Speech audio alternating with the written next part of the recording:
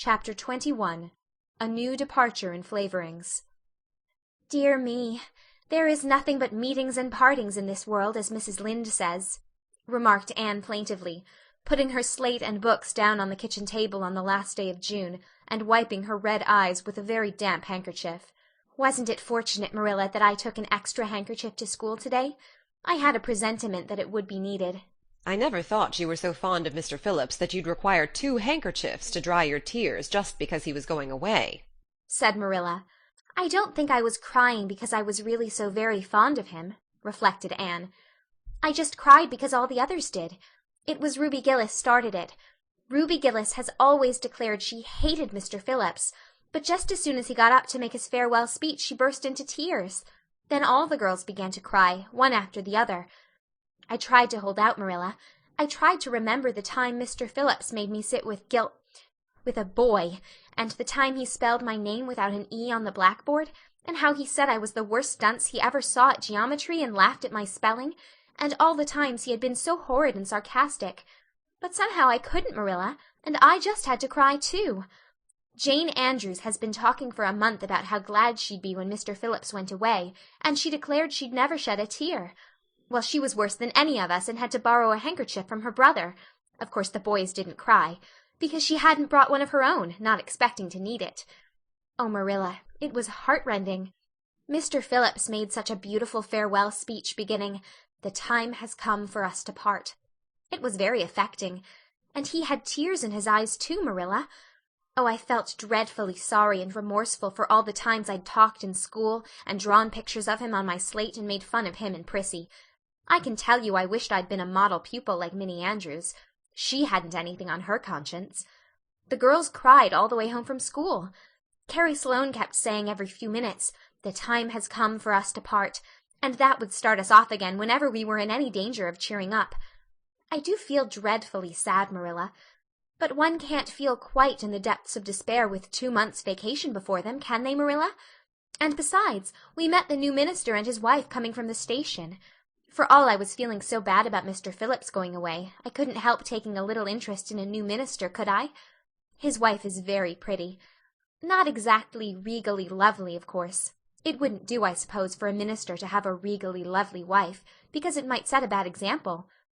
Mrs. Lynde says the minister's wife over at Newbridge sets a very bad example because she dresses so fashionably.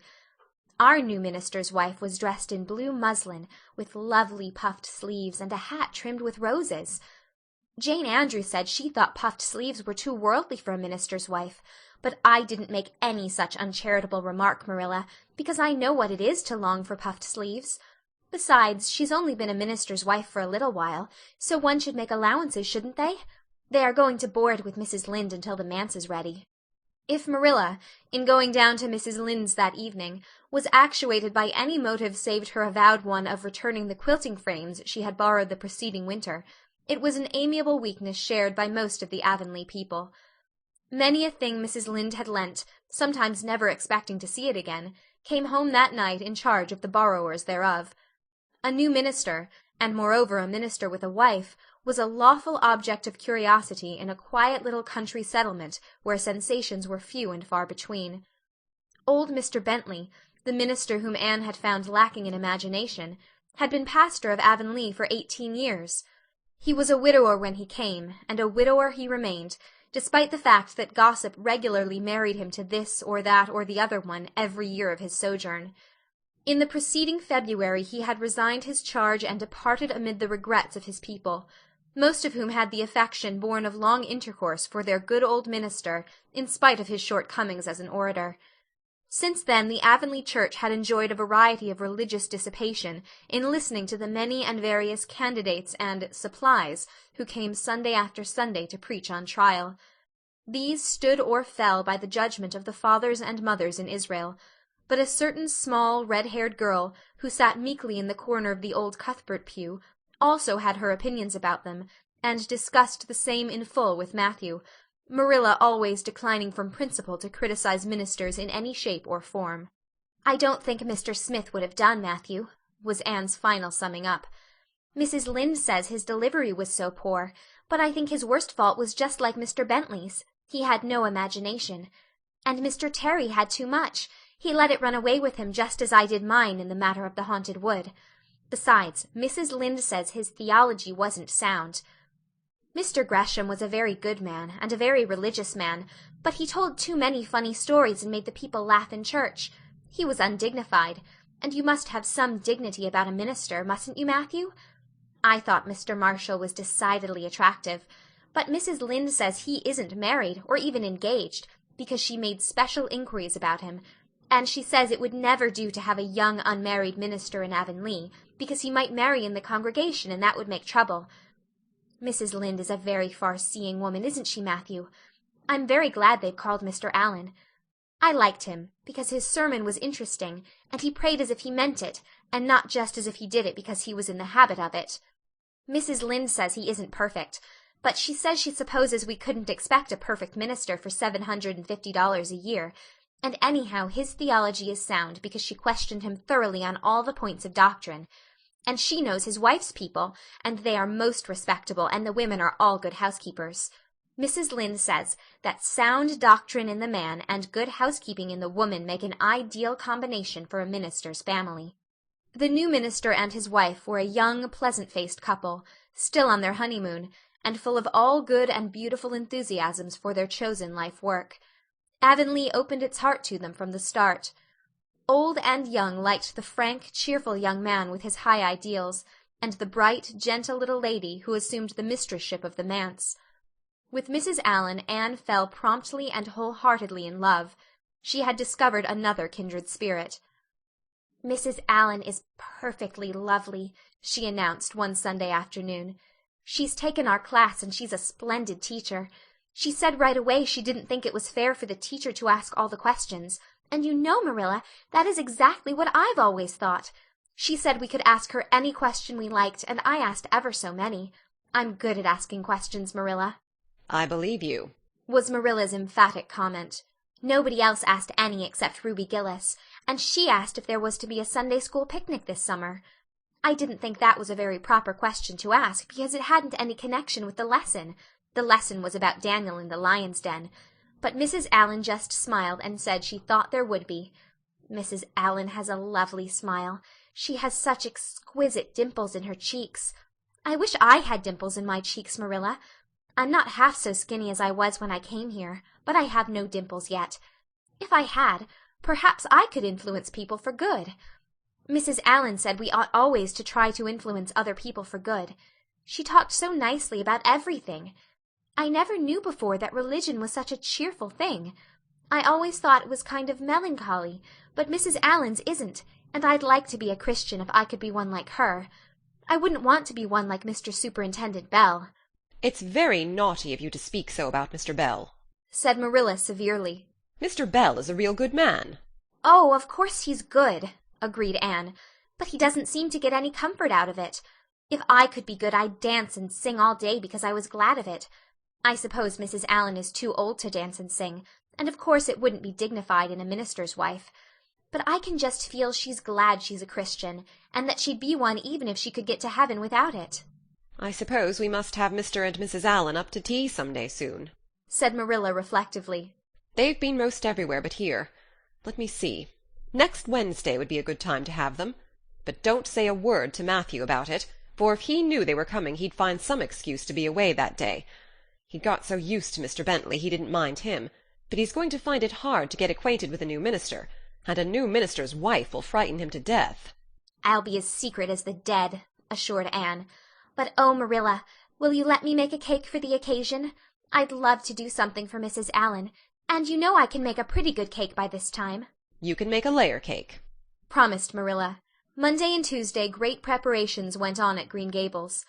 Having the minister and his wife to tea was a serious and important undertaking, and Marilla was determined not to be eclipsed by any of the Avonlea housekeepers.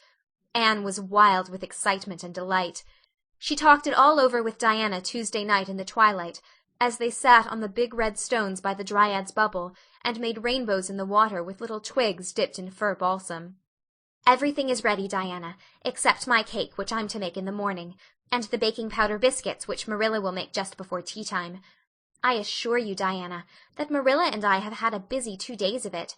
It's such a responsibility having a minister's family to tea. I never went through such an experience before. You should just see our pantry. It's a sight to behold. We're going to have jellied chicken and cold tongue.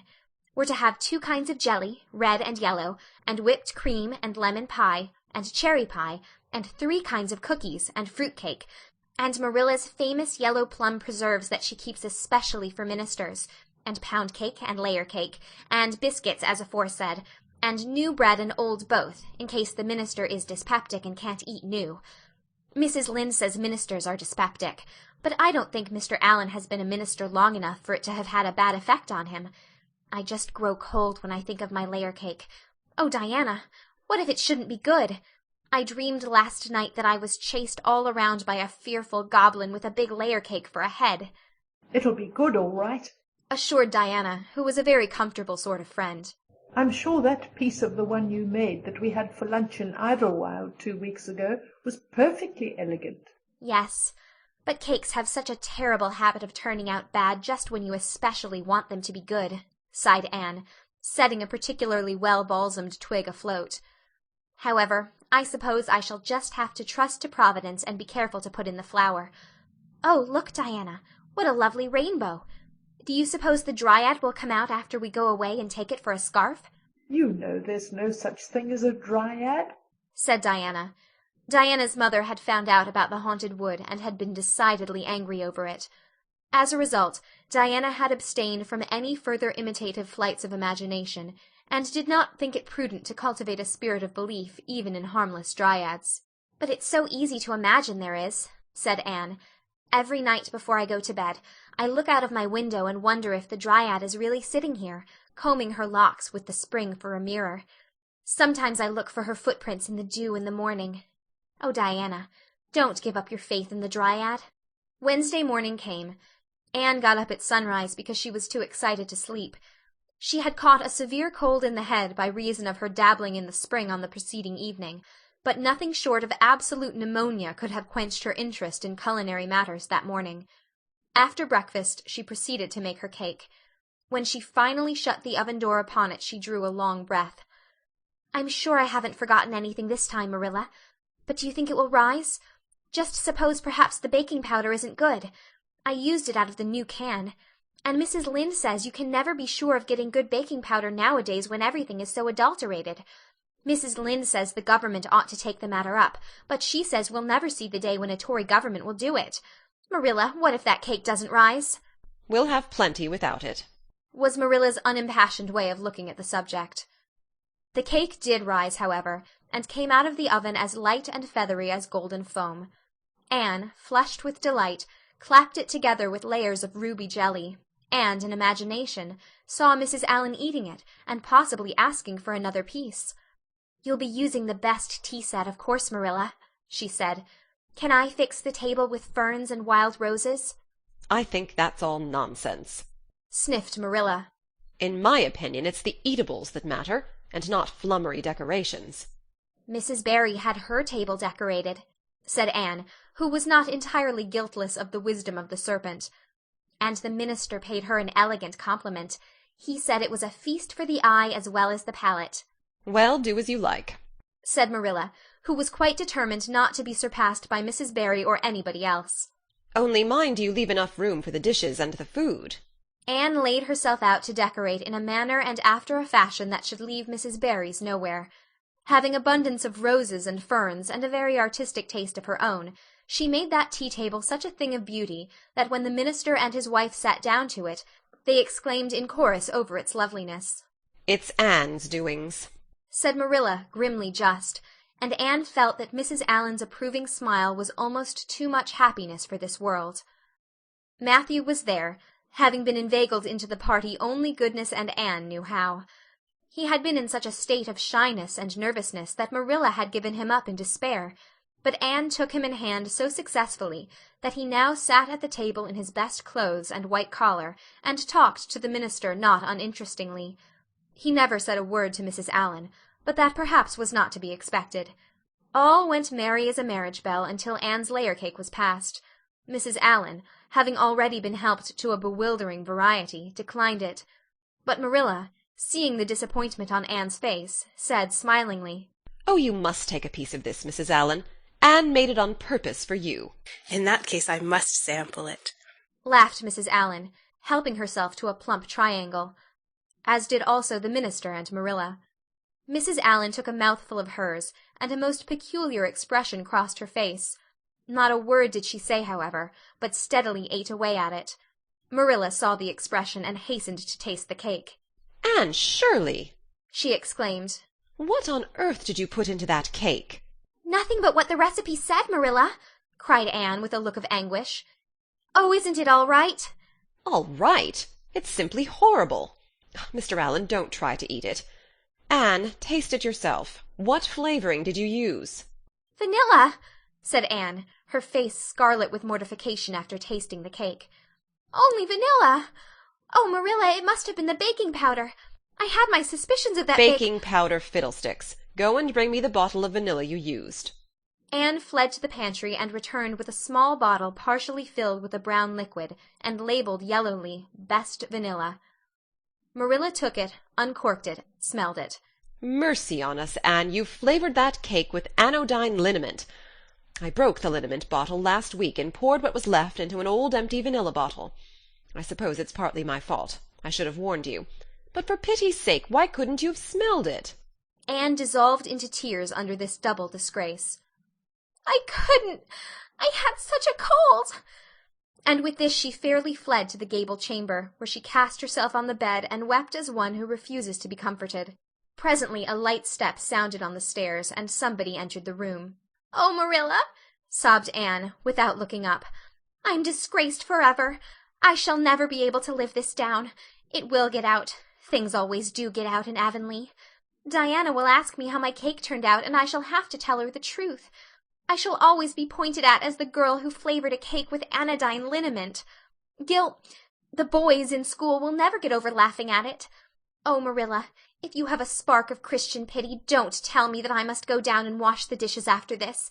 I'll wash them when the minister and his wife are gone, but I cannot ever look Mrs. Allen in the face again. Perhaps she'll think I tried to poison her. Mrs. Lynde says she knows an orphan girl who tried to poison her benefactor. But the liniment isn't poisonous. It's meant to be taken internally, although not in cakes. Won't you tell Mrs. Allen so, Marilla?" "Suppose you jump up and tell her so yourself," said a merry voice. Anne flew up, to find Mrs. Allen standing by her bed, surveying her with laughing eyes. "My dear little girl, you mustn't cry like this," she said, genuinely disturbed by Anne's tragic face. "Why, it's all just a funny mistake that anybody might make." "Oh, no, it takes me to make such a mistake," said Anne forlornly. "And I wanted to have that cake so nice for you, Mrs. Allen." "Yes, I know, dear. And I assure you I appreciate your kindness and thoughtfulness just as much as if it had turned out all right.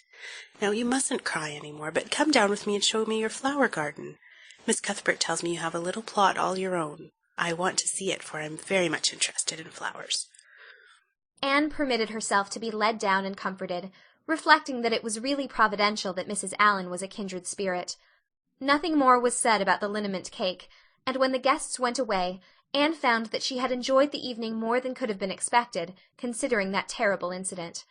Nevertheless, she sighed deeply. "Marilla, isn't it nice to think that tomorrow is a new day with no mistakes in it yet?" "I'll warrant you'll make plenty in it," said Marilla. "I never saw your beat for making mistakes, Anne." "Yes, and well I know it," admitted Anne mournfully. "But have you ever noticed one encouraging thing about me, Marilla? I never make the same mistake twice." "I don't know as that's much benefit when you're always making new ones." "Oh, don't you see, Marilla? There must be a limit to the mistakes one person can make, and when I get to the end of them, then I'll be through with them. That's a very comforting thought." "Well, you'd better go and give that cake to the pigs," said Marilla. "It isn't fit for any human to eat, not even Jerry Buote." End of chapter 21.